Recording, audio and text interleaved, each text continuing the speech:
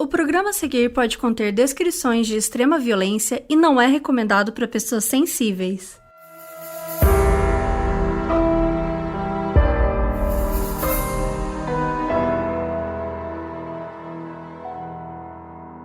Oi Brasil, aqui é a Carol Moreira. E aqui é a Mabê, e no episódio de hoje a gente vai contar a história da Lisa Montgomery, que em 2004 foi responsável por um dos crimes mais horríveis de Missouri, nos Estados Unidos, e que choca o estado até hoje. Recentemente, a Lisa voltou às manchetes no mundo inteiro porque ela vai ser a primeira mulher a ter uma pena de morte executada em 67 anos. O caso ficou conhecido como o assassinato de Bob Joe Stinnett, que só tinha 23 anos quando morreu. Nesse episódio, a gente vai contar o que aconteceu quando a Lisa viu na Bob a solução para todos os seus problemas. A Lisa precisava desesperadamente de um bebê, e a Bob estava grávida.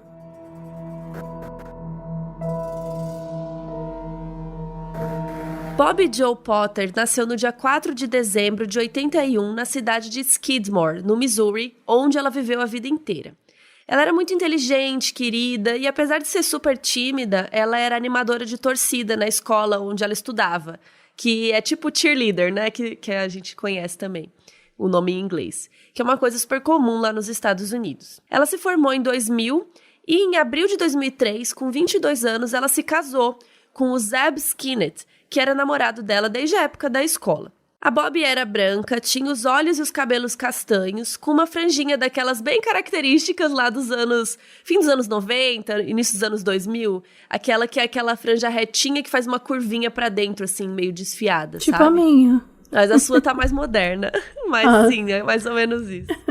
E ela e o Zeb, eles eram muito apaixonados e eles estavam super animados em já começar a família deles juntos. Em 2004, a Bob ficou grávida e os dois ficaram muito felizes. Para poder começar a família no maior conforto possível, a Bob e o Zeb planejaram tudo tintim por tintim e colocavam cada gasto na ponta do lápis. Na época, a Bob já trabalhava meio período no Earl May Garden Center, que é um lugar que era ao mesmo tempo um pet shop e um lugar de jardinagem. Aquelas lojonas, assim, que tem várias coisas para animais e plantas. E o Zeb trabalhava numa fábrica da Kawasaki, que é uma marca de moto japonesa. Juntos, eles davam muito duro para juntar dinheiro e comprar uma casa, enfim, aumentar a família, né? Ter esse dinheiro para as despesas do bebê e essas coisas. Além de trabalhar na loja, a Bob também era criadora de cachorrinhos da raça Terrier Rateiro, que é um cruzamento de outras raças de terrier. Então os dois tinham uma criação e vendiam os filhotinhos para as melhores famílias, segundo o site deles, e com isso eles conseguiam ganhar mais dinheiro. Mas acho que é importante a gente ressaltar aqui que isso é uma prática muito errada, que hoje em dia a gente sabe, né? Em 2004 não sei se era tão debatido isso, que o melhor é adotar, que não é legal ficar reproduzindo, né? Cachorro para venda e tal. Então não era uma discussão muito profunda, mas acho que é legal a gente, né, abrir esse parênteses aqui. Então, dito isso, a criação dos terriers levou a Bob a entrar em alguns fóruns na internet para divulgar o trabalho dela, né, o trabalho deles, e também para se conectar com outras pessoas que também gostavam dessa raça, trocar ideias sobre criação e tudo mais. E o fórum que ela mais visitava chamava Ratter Shatter. E foi no Ratter Shatter onde ela conheceu a Darlene Fisher, que foi uma pessoa que mudou a vida deles para sempre.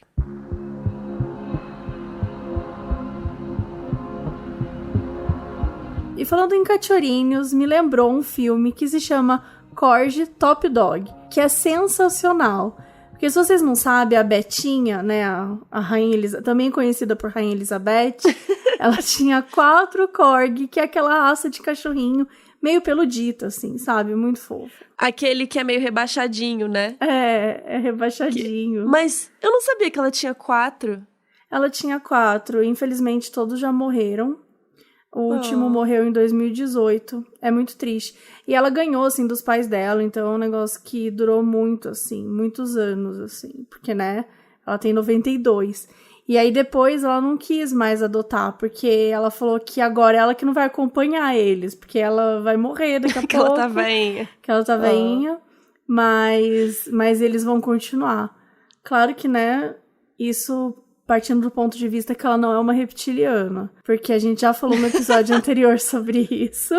No caso bizarro, convido vocês, né? Aliás, muito bom. Tem esse parênteses aí. Mas enfim. Gente, o Telecine convidou a gente pra indicar filmes aqui pra vocês, né? Então, a Mabê trouxe esse filme aí do Korg, Top Dog, que eu nunca vi esse filme, mas como está no Telecine, eu tenho Telecine que vou assistir. E eu quero saber mais da história, então. Então, o Korg, né? Esse filme ele conta sobre o Rex, que é o favorito da Betinha. Só que ele foge, tipo, ele é muito sapeca, assim, ele fica tentando dar uns golpes, porque o palácio, né, de Buckingham... Pera, o filme é dentro do... É da história da Elizabeth? Sim! É o cachorro da Elizabeth que a gente vai ver. É o cachorro dela, assim. Tipo, é em desenho, Mas né? é uma ficção. É uma ficção. Assim, eu não sei se ele já tentou fugir de verdade, mas assim, pelo menos quando eu assisti, eu achava que era uma ficção. Mas, tipo... Eu não tinha entendido que era o cachorro dela. Não, eu achei real. Que você tava só citando. Não, meu Deus. Assim, eu com certeza citaria, porque eu amo os corguinhos dela. Mas eu amava, né? Porque eles já não estão aqui. Tá, mas aí... então. Aí ele, tipo, ele dá uma fugida, assim, do palácio. Só que o palácio de Buckingham é gigante. Então ele vai, tipo, pra Londres, assim, sabe? Ele começa a passear em Londres. E aí a gente meio que fica acompanhando esse rolê dele, tentando voltar pra casa.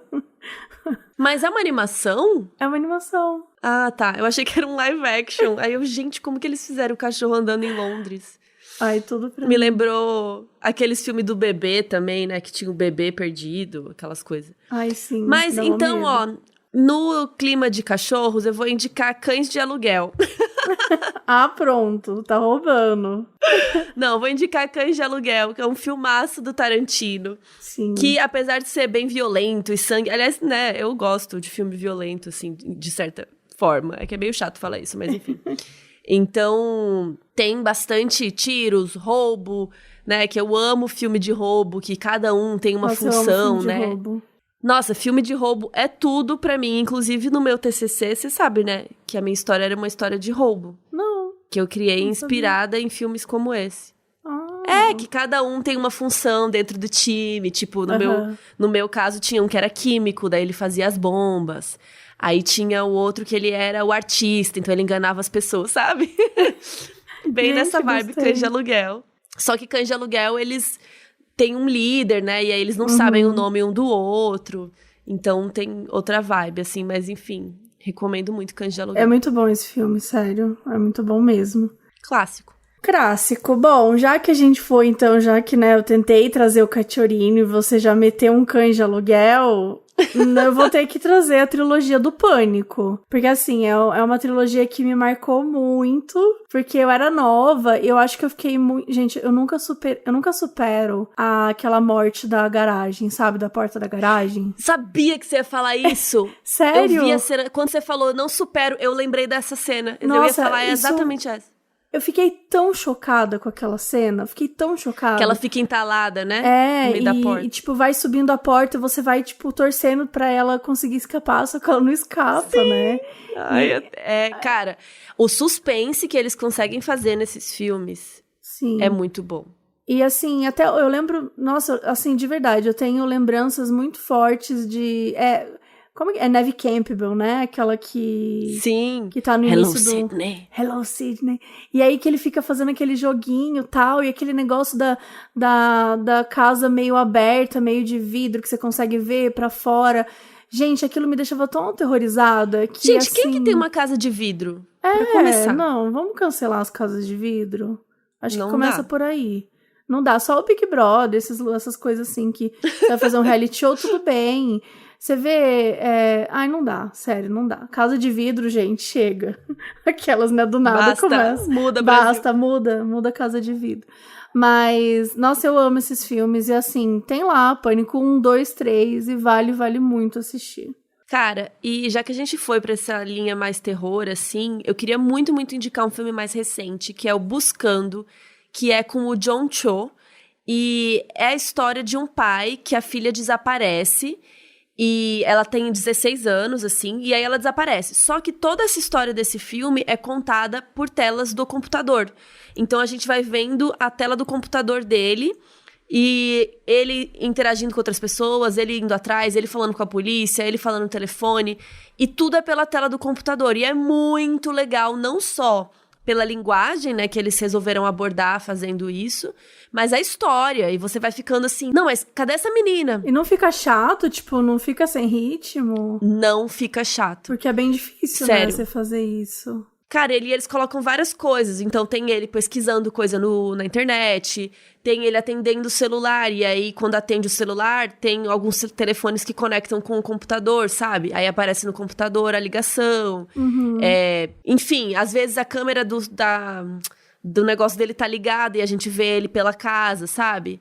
Mas é tudo pela câmera do computador, assim, e é, tipo, genial. Inclusive, eu queria aproveitar pra declarar aqui que esse filme é super subestimado, porque ele é muito bom. O John Cho é sensacional. Tem a Deborah Messing também. E, assim, ele foi muito bem recebido pela crítica e, pô, a linguagem... Sério, é demais, recomendo muito. Chama Buscando. Nunca ouvi falar. Então vou buscar esse filme aqui. Podre. Tá, fala mais um aí pra finalizar. Tá, gente, eu queria indicar Sinais, porque a gente ama um alienígena, né? A gente ama uma fazendinha. Eu não. Ah, eu amo. Eu quero eles bem longe de mim. Eu amo uma fazendinha. Não, me abduzam, por favor. Eu amo uma fazendinha. se você for um alien e estiver ouvindo, por favor, me leve. Mas falando sério... O alien ouvindo modus operandi com um foninho, assim. Exato, eu fiquei imaginando assim, o que é isso? Quem que são essas garotas? Bom, eu amo filme que tem fazenda e tem alguma coisa de alienígena, assim, sabe? Então, é um filme que tem uma galera foda, tipo, tem Mel Gibson, tem o Joaquin Phoenix, sabe? Tem aquele diretor que é Shyamalan. Shyamalan. Isso. Eu não lembro. Shyamalan. Eu entrevistei ele, foi você tudo. Você entrevistou? Sim. Ai, que foda. Ele parece ser legal, né? Não sei.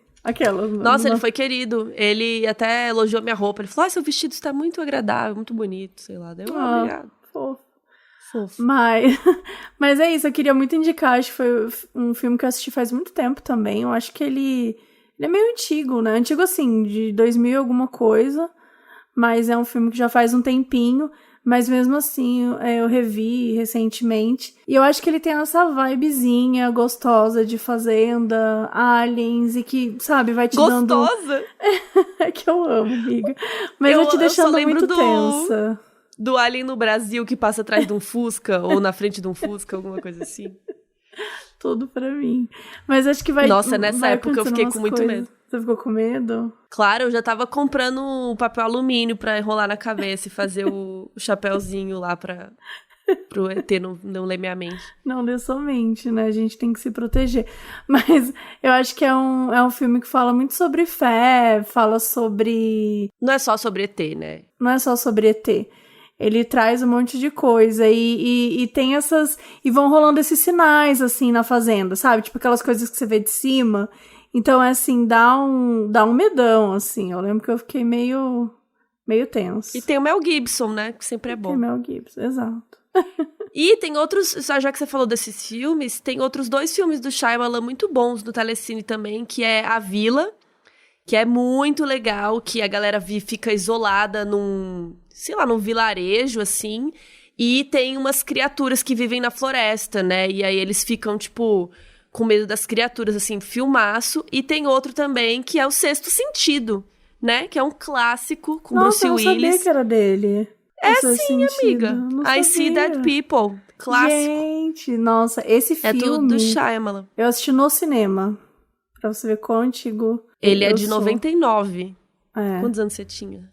Eu tinha Aqui no Brasil 12. deve ter estreado um ano depois. 99 eu tinha Talvez. 12. Olha, eu lembro... Nossa, eu lembro muito bem. Eu fui com a minha amiga, com uma das minhas melhores amigas. E a gente ficou super rindinho no início. Haha, filme tal. De repente a gente tava desesperada.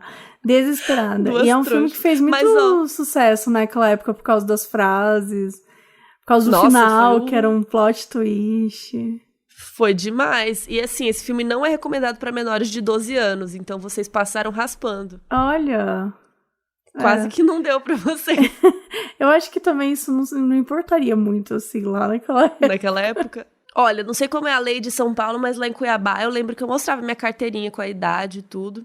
Mas enfim, vamos lá, gente. Os 30 primeiros dias são grátis, então assina o Telecine e aproveita, que tem muita coisa sensacional, como a gente citou aqui lá. Exato, e o link para assinar o streaming do Telecine a gente coloca na descrição do episódio, mas tem aqui também que é telecine.ne/modus_operandi. Então, bora!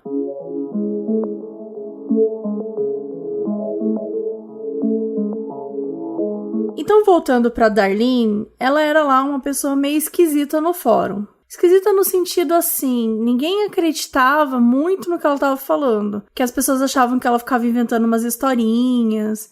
Sabe aquele tipo de pessoa que sempre tem um caos pra contar, só pra nunca sair do holofote? Que faz, enfim, tudo ser sobre ela. É esse tipo de coisa, e essa era a Darlene. Porém, a Bob ficou amiga da Darlene e trocava umas mensagens com ela e tal. E ela, inclusive, defendeu a Darlene quando as pessoas do fórum começaram a acusar ela de mentir sobre a raça do terrier dela. Elas até chegaram a se conhecer num evento de terrier no Kansas. Eu amei evento, um encontro de terrier. Mas não tem nenhum registro de que elas fossem realmente amigas, assim. Só que elas estavam no mesmo evento, e, enfim, se encontraram, cumprimentaram e tudo mais. A Darlene também tinha dito para todo mundo no fórum que também estava grávida, então a Bob tinha uma empatia por ela. Afinal, elas estavam passando pelos mesmos momentos, pelas mesmas coisas de gravidez e tal. Aí as duas ficaram trocando mensagem no fórum e tal, e até chegaram a ficar um tempo sem se falar, assim. Quando, um dia em novembro de 2004, a Darlene apareceu nas mensagens da Bob dizendo que queria comprar um cachorrinho e que tinham recomendado ela. Aí a Bob falou, show, né? Bora fechar. Provavelmente ela não falou com essas palavras, porque ela falava inglês. Mas, enfim. Aí as duas ficaram lá decidindo quando que a Darlene ia visitar a Bob para ver os cachorrinhos e tal. Quando essa conversa toda começou a acontecer, a Bob já estava com 8 meses de gravidez. Então ela já estava em casa, descansando, assim, aguardando aí, estava trabalhando só com os cachorrinhos e tal, um pouco mais de boa, com as vendas e tal. E assim, agora em 2020, a gente pensa, vou receber um estranho na minha casa? É eu estranho. Conheci num fórum. Que eu conheci na internet. Só que em 2004, eu acho que parecia ser mais ok. Ainda mais que era uma mulher que ela já conversava no fórum. Era outra mulher que falava que estava grávida. Então eu acho que era assim. Conhecido no evento, né? É, parece conhecida, tranquilo, né? Então nem passava na cabeça dela que podia ser perigoso. Então, elas combinaram a visita, né, pra ver os cachorrinhos, no dia 16 de dezembro. Aí, no dia marcado, o Zeb, o marido da Bob, acordou, se despediu dela e foi trabalhar como normalmente fazia. Às 2h15, a Beck Harper, que é a mãe da Bob, estava falando com ela no telefone, falando sobre a filha buscar ela depois no trabalho. E a Bob falou que não ia poder porque ela estava esperando uma compradora aparecer. Enquanto essa conversa rolava, a Darlene chegou com o carro dela, que é um Toyota Corolla vermelho, estacionou e bateu na porta. A Bob falou, ela chegou, eu preciso desligar. E abriu a porta para receber a Darlene. E lembra de todas as pessoas que falavam que a Darlene era cheia de história, que não parecia verdade? Então, todas as pessoas estavam corretas. E isso porque a Darlene Fisher nem se chamava Darlene.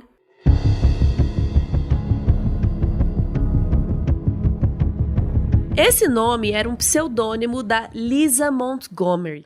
Ela entrou no fórum lá no Ratter Shatter com o nickname, né, o nick, que era o seguinte, Fisher for Kids. E o for é um numeral, né? E assim, o que significa isso, se a gente fosse traduzir? Seria meio que pescadora de crianças, porque fish vem de pescar, de fisher, e kids é crianças. Então, assim, o nome do usuário dela, o nick dela, já era esquisito. E assim, a vida da Lisa também era uma história e tanto, porque ela nasceu em fevereiro de 68, no Kansas, e ainda muito pequena ela passou pelo trauma de ter sido abandonada pelo pai, o John Patterson. E a Lisa disse que ela foi sexualmente abusada por um padrasto e psicologicamente abusada pela sua própria mãe desde muito pequena. A psiquiatra forense Paula Orange disse que por ter crescido com uma mãe extremamente abusiva e fora de controle, a Lisa foi aprimorando essas habilidades de mentir, muito por conta de precisar inventar histórias pra não levar bronca, pra não apanhar, pra não ser abusada, enfim. Uma das coisas mais traumatizantes que aconteceu na vida da Lisa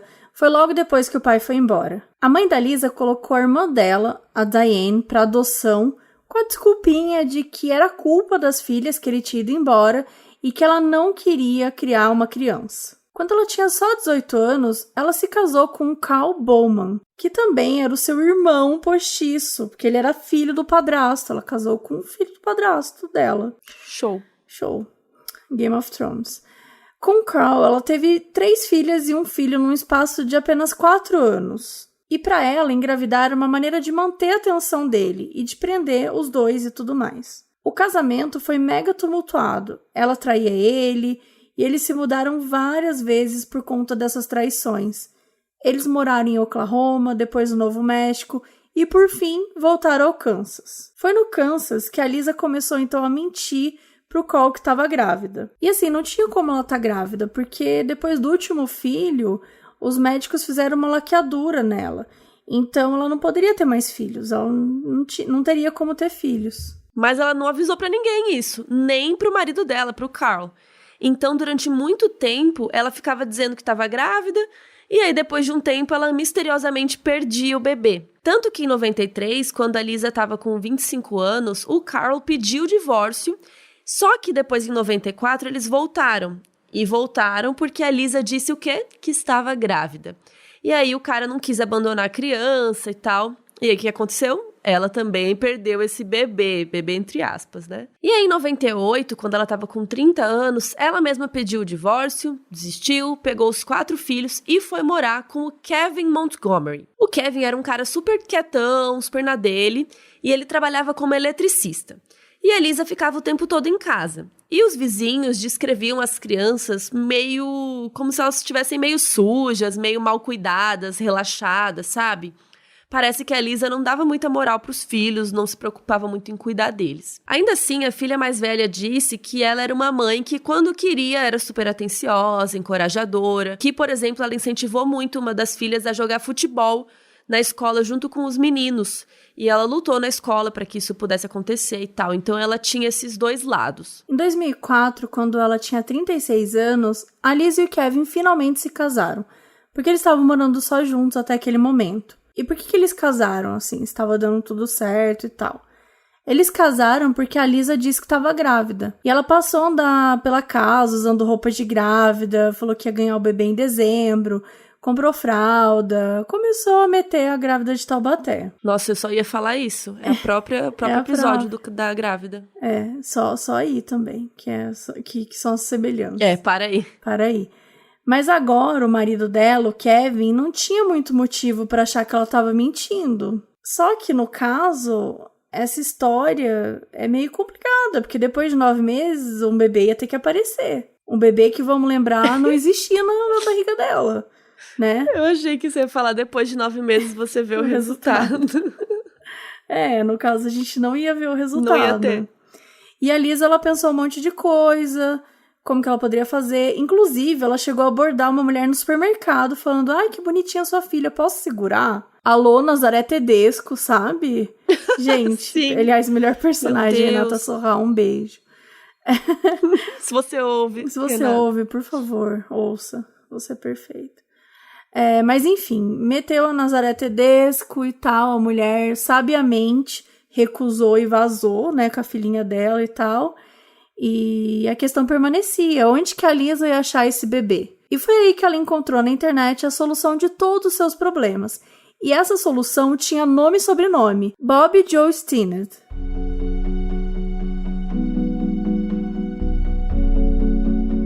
Muita gente descreveu a Lisa como esquisita de aparência, mas ser esquisito é meio relativo, né? E é também a concepção das pessoas. Assim, a Lisa era loira, tinha olhos azuis meio acinzentados, e elas usavam essas roupas que ficavam super largas nela, e ela sempre estava meio de cara amarrada, meio irritada. E o que as pessoas salientavam muito é que ela passava uma vibe meio suspeita, meio creepy, assim. E ela não conseguia manter muito contato visual quando ela estava conversando. Então era meio chato conversar com ela, porque ela sempre ficava desviando o olhar, assim. Mas a Bobbie nem pensou muito nisso. Ela então abriu a porta e cumprimentou a Darlene pessoalmente. E era tipo a segunda vez na vida que elas se viam e tal. Enfim, ela deixou a mulher entrar na casa dela. E a Darlene, ou a Lisa, entrou carregando na sua bolsa uma faca, uma corda e um kit para fazer um parto. Bom, a partir de agora, as descrições são muito gráficas. Então, assim, a gente de novo avisa, né? Se você não tiver um dia bom, ou se o seu dia bom for nunca pra ouvir esse tipo de história, ou pra ouvir uma coisa tão gráfica assim, talvez seja melhor, né, parar por aqui. Eu amei, inclusive, que no do canibal a gente avisou, não coma ouvindo esse episódio. E aí todo mundo lá comentando no Twitter. Eu tava comendo e me arrependi. Total, gente, a gente tenta, a gente faz a nossa parte. Mas bora lá. Aproximadamente às 3h30, uma horinha mais ou menos depois de falar com a filha no telefone, a mãe, a Beck, chegou na casa dela para uma visita. E o que ela viu quando entrou na casa foi absolutamente assustador. De acordo com a ligação dela para emergência, assim que ela abriu a porta, encontrou a filha no chão, inconsciente e deitada numa poça de sangue, do seu próprio sangue. Ela disse que a filha tinha os punhos muito fechados e ela segurava uns chumaços muito grandes de cabelo loiro. E a polícia tomou isso como indicativo de que a Bobbie teria lutado pela própria vida. A Beck também chegou a dizer para a emergência que parecia que o estômago da filha tinha explodido.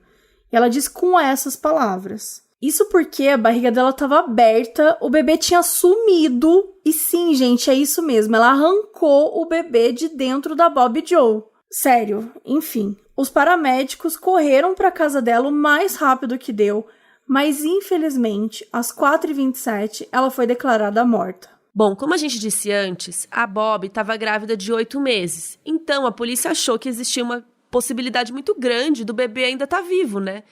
E em dezembro de 2004, que foi quando o crime aconteceu, já existia há algum tempo lá nos Estados Unidos o famoso Amber Alert, ou em português seria Alerta Amber.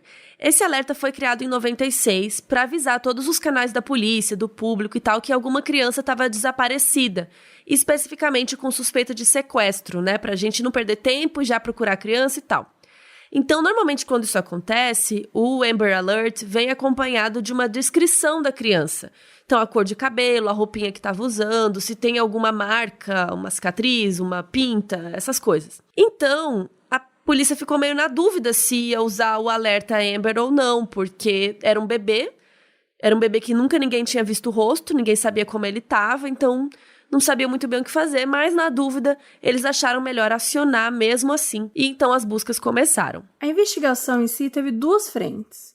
A primeira foi a polícia batendo de porta em porta, perguntando se alguém tinha visto alguma coisa estranha, e a segunda foi uma investigação meio independente, digamos assim. As duas frentes tiveram sucesso e já no dia seguinte o caso encontrou solução. O que rolou foi, quando a polícia começou a bater na porta dos vizinhos, uma vizinha disse que viu um carro vermelho estacionado na frente da casa da Bobbie Joe, aproximadamente 2h30 daquele dia 16, então já tinha uma pista aí. O horário que a vizinha deu foi super importante, porque a mãe da Bobbie, a Beck, lembrava que foi mais ou menos nessa hora que ela desligou o telefone avisando que alguém tinha chegado. Enquanto isso, a notícia do assassinato da Bobbie Joe correu o país inteiro muito rápido.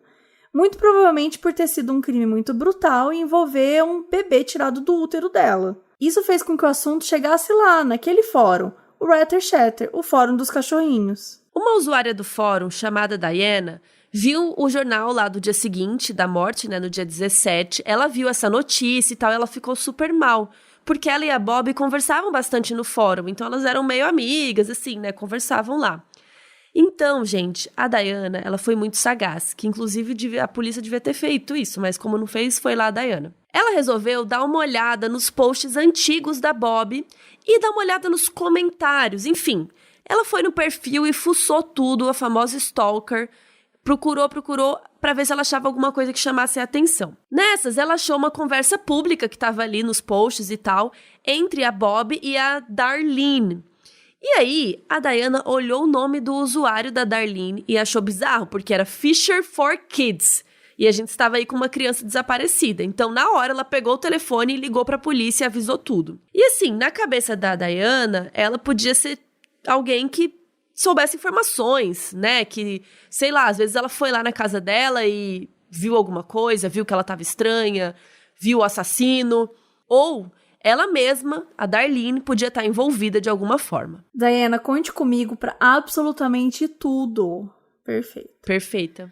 A polícia então levou essa pista muito a sério, e eles começaram a procurar por essa tal de Darlene Fisher, no lugar onde ela falou que morava, que era uma cidade lá no Missouri. Pra surpresa de ninguém, a polícia não encontrou nada, nenhum registro dessa mulher. Afinal de contas, né, o nome dela era falso, como a gente já disse aqui. O FBI foi envolvido e, através de uma análise até que simples de IP, a polícia conseguiu rastrear de onde era a tal Darlene que eles estavam falando. E chegaram no nome do Kevin Montgomery, no Kansas, o marido dela. Então eles foram até a casa registrada no nome dele, ainda no dia 17, o dia seguinte ao assassinato.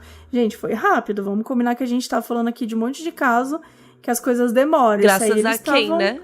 Perfeitinha, Diana, perfeita. Graças a Diana.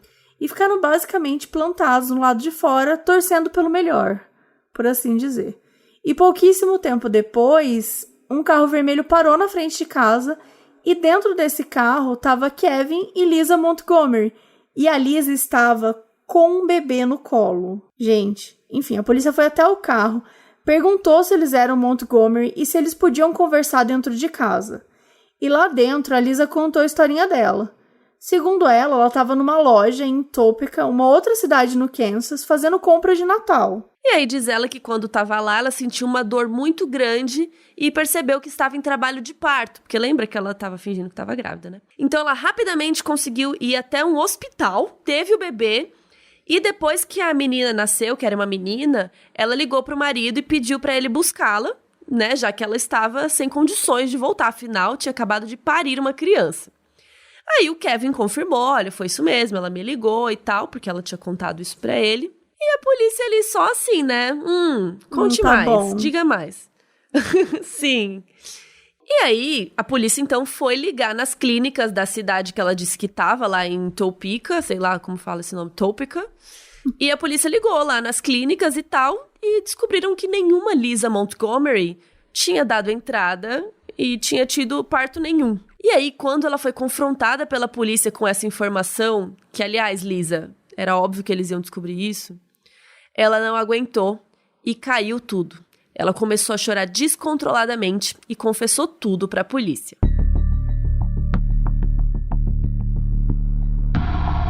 Gente, sério, eu tô apavorada. Acho que se eu fosse a polícia... É por isso que eu não posso ser a polícia. Porque se eu fosse a polícia, eu já entrava, já roubava o bebê e saía correndo com ele. Só que assim, ela poderia realmente ser uma mulher que tivesse um filho, né? Então, Eu assim, amei, se eu fosse a polícia. Não, eu claramente não poderia ser polícia.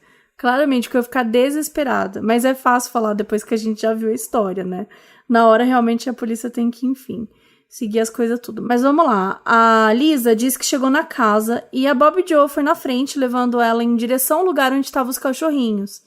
E quando ela baixou pra pegar um deles, pra Lisa ver, ela enforcou a Bobbie com a corda que ela tinha levado. E a Bobbie chegou a lutar, tanto que conseguiu arrancar mechas de cabelo da Lisa, né? Lembra que até a mãe dela percebeu que tinham várias mechas loiras na mão dela e tal. E daí, a Lisa começou a fazer uma incisão para tirar o bebê de dentro do útero da Bobbie, usando uma faca de cozinha. E a evidência, no jeito como o sangue estava na casa e no corpo da Bobbie, e nos outros machucados, enfim, cortes que ela teve na barriga, indicavam que a Bobbie ainda estava consciente no momento que a Lisa começou a cortar para tirar o bebê. E provavelmente ela estava em pé ou de joelhos. Nossa, que muito cruel, muito Deus. cruel. Aí ela cortou o cordão umbilical e saiu da casa com a nenê, que era uma menininha, né? Viajou de carro por uma estrada que não tinha quase ninguém. E aí, supostamente, parou em algum lugar para se limpar e lavar o bebê. E a gente não sabe onde ela parou, não tem testemunhas e tal. E colocou uns clipes no umbigo do bebê para parecer que tinha acabado de sair do hospital e tudo mais. E aí, ela ligou pro Kevin, pro marido, falando: eu dei a luz aqui, eu pari, vem aqui me buscar. Mas ela não falou pra buscar ela no hospital, e sim no estacionamento de um restaurante. Gente, como assim? Eu tive um bebê, vem me buscar aqui no McDonald's, sabe? Tipo, cara... Como que o marido dela não desconfiou? Muito estranho, né? Tipo, ele nem viu que ela não tava grávida. Desculpa, é uma pessoa que não tá nem aí, porque não é possível. É, muito estranho. Mas aí a Lisa foi presa, foi levada em custódia e ela foi acusada de sequestro seguido de morte, um crime que é previsto no Código Penal dos Estados Unidos. E a sentença poderia ser prisão perpétua ou pena de morte. E antes de explicar depois do julgamento dela o que rolou, acho que vale a gente dizer aqui que a bebê ficou bem, pelo menos isso, e um exame provou que ela era mesmo a filha da Bob e do Zeb, e ela foi devolvida para o pai em segurança. A estratégia de defesa foi muito pautada nos traumas da Lisa, que vocês devem lembrar que não eram poucos, né? Ela foi abusada fisicamente, abuso psicológico, abandono, por aí vai. Numa audiência de pré-julgamento, a defesa trouxe uma neuropsiquiatra para falar sobre a condição da Lisa, que falou que ela sofreu traumas físicos na cabeça que poderiam ter danificado a parte do cérebro que controla raiva e impulsos agressivos. O primeiro marido dela falou que ela nunca teve tendências exatamente violentas, mas que ela era bem mentirosa. E os advogados dela também declararam que ela sofria de pseudociese, que é um quadro médico que uma pessoa com útero apresenta os sintomas de uma gravidez, mas não está de fato grávida. Essa condição pode parecer tanto quando a pessoa tem muito medo de engravidar, ou no caso da Lisa, quando quer muito engravidar. E muitas vezes a pessoa para de menstruar, a barriga cresce e pode chegar até a produzir leite. Um segundo especialista também falou que os abusos sexuais que a Lisa sofreu lá na infância também poderiam ter engatilhado essa pseudociese. E por causa disso e de outros transtornos psicológicos que ela tinha, como borderline, depressão e transtorno pós-traumático, a Lisa não conseguiria responder 100% pelos seus atos, já que o estado de consciência dela oscilava muito entre o que era real e o que era inventado. Mas todas essas teorias apresentadas pela defesa, apesar de serem válidas em alguns casos, nesse específico da Lisa, a acusação provou que não era tão válido assim. A promotoria chamou o psiquiatra forense Park Dietz para testemunhar. E ele foi o especialista de casos como o do Jeffrey Dahmer, que a gente já contou a história aqui no Modus, no episódio número 5, bem no comecinho, quase um ano atrás. Ele disse que não tinha nada disso aí, e que ela podia até ter vários transtornos mentais, sim, mas que o crime em questão foi premeditado. Isso porque no histórico da internet da Lisa tinha vários vídeos sobre parto em casa. Então, assim, ela teve tempo para pensar e para planejar isso. Não foi que ela estava descontrolada, né? E também por causa do fato de que ela deliberadamente escolheu ficar amiga da Bob lá no site, no Fórum dos Cachorros, quando ela soube que estava grávida. Então, assim, usou o interesse pelos filhotinhos como desculpa para entrar na casa da Bob, com a faca, corda, os instrumentos todos lá. A promotoria também declarou que um dos motivos para que a Lisa fizesse todo esse esforço para arrumar um bebê podia ser por causa de uma batalha de custódia que estava para acontecer. Lembra do primeiro ex-marido da Lisa, o Carl? Era pai dos 4 filhos que ela tinha. E ele estava começando a entrar na justiça para ter guarda das crianças, falando que ela era muito instável. Então, com certeza, essa gravidez inventada ia atrapalhar tudo para ela, né? Provavelmente ela ia perder a guarda desses outros 4 filhos. Então, por isso que talvez ela tenha tido essa ideia de arrumar um bebê de verdade. Bom, o júri demorou só 5 horas para chegar no veredito. No dia 22 de outubro de 2007, quando a Lisa tinha 39 anos, ela foi considerada culpada por homicídio e condenada à pena de morte. Apesar de muitos apelos por parte da defesa, a Suprema Corte dos Estados Unidos manteve a decisão. A Lisa se encontra hoje, aos 52 anos, no corredor da morte da prisão do Federal Medical Center em Carswell, no Texas. O FMC é uma prisão federal para presidiárias com necessidades especiais médicas e de saúde mental. Esse ano, que estamos em 2020, caso você esteja ouvindo esse episódio aí num futuro breve, o caso teve muitas novidades com relação à sentença da Lisa. No dia 16 de outubro, o Federal Bureau of Prisons determinou que a data de execução da Lisa ia ser dia 8 de dezembro. Aí, no dia 15 de novembro, cerca de 1.000 advogados entraram com um pedido para que o presidente Donald Trump mudasse a sentença dela de pena de morte para prisão perpétua, Ou seja, ao invés dela morrer, que ela ficasse presa para sempre sem a possibilidade de condicional por causa do seu histórico de doenças mentais. Esse processo se chama clemência e é o último recurso que uma pessoa assim tem, já que a essa altura todas as apelações devem ter sido negadas e enfim. E, além disso, a escolha da data da execução dela não foi tão simples, porque depois que eles divulgaram, vai ser dia 8 de dezembro, os advogados dela ficaram com Covid-19, depois que eles foram viajar lá para vê-la. Então, a execução foi adiada do dia 8 para o dia 31 de dezembro. E, em cima de tudo isso, ainda existe um processo em andamento e os advogados alegam que ela está sendo mantida em condições quase que de tortura na prisão. O processo fala que, quando a sua execução foi marcada, a Lisa teve todos os seus pertences tirados, foi colocada numa cela com luz 24 horas por dia e é vigiada também 24 horas por dia até quando vai ao banheiro. Eles também alegam que ela é vestida com roupas totalmente degradantes, do tipo camisão com velcro, e que ela recebeu calcinhas novas só depois de muito tempo insistindo. Até o momento da gravação desse episódio, a Lisa será a primeira mulher executada nos Estados Unidos em 67 anos, e apenas a terceira em toda a história do país.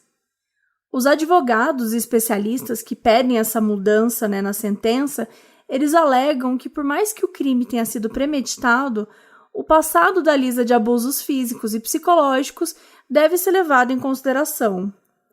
O que eles querem não é que ela seja absolvida do crime, e sim que seja estendida a ela uma espécie de misericórdia do Estado. Em um artigo publicado no dia 19 de novembro, sua irmã Diane escreveu que, abre aspas, o governo federal planeja executá-la por um crime que ela cometeu após uma vida inteira vivendo o inferno que causou nela severos transtornos mentais. Ela não merece morrer. Fecha aspas. Até o dia que a gente está gravando esse episódio, a data do dia 31 de dezembro de 2020 ainda se mantém para a execução da Lisa. E a administração do Donald Trump não parece que vai conceder clemência a ela, uma vez que o governo dele foi marcado pelo que os estadunidenses chamam de killing spree, ou seja, mortes desenfreadas, numa tradução meio livre. Se os últimos 5 prisioneiros da lista, inclusive dentre esses 5 tá a Lisa, se esses últimos 5 forem executados até o dia 20 de janeiro de 2021, que é quando o novo presidente assume o cargo, o Joe Biden, o Trump vai ser o presidente que mais executou pessoas no corredor da morte, chegando a um total de 13. Essa vai ser a primeira vez em 130 anos que um governo vai executar pessoas em período de transição do governo, porque normalmente isso não acontece. E o caso da Lisa foi o único que chamou a atenção de advogados de apelação e profissionais dos direitos humanos. No dia 10 de dezembro, o Brandon Bernard, de 40 anos, foi executado por injeção letal no estado de Indiana, e ele foi o primeiro desses 5. O fato da execução dele ter seguido, mesmo depois do apelo para que a sua sentença mudasse de pena de morte para prisão perpétua, faz com que as chances de clemência tanto da Lisa quanto de outros prisioneiros, sejam bem pequenas.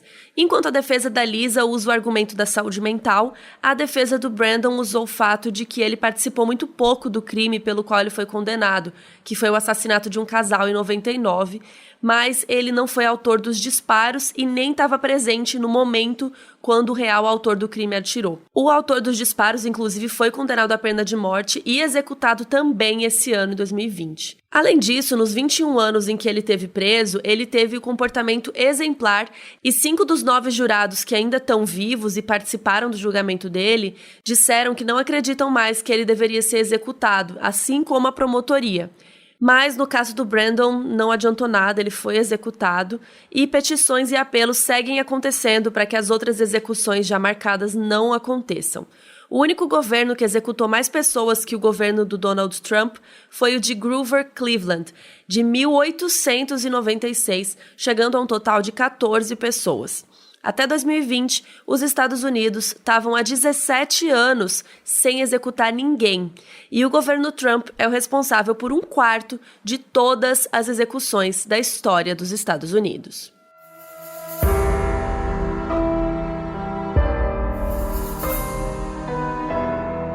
Esse episódio foi pedido por Bárbara Dornelles Flores, escrito por Dude Saldanha e apresentado por Carol Moreira e Mabê Bonafé.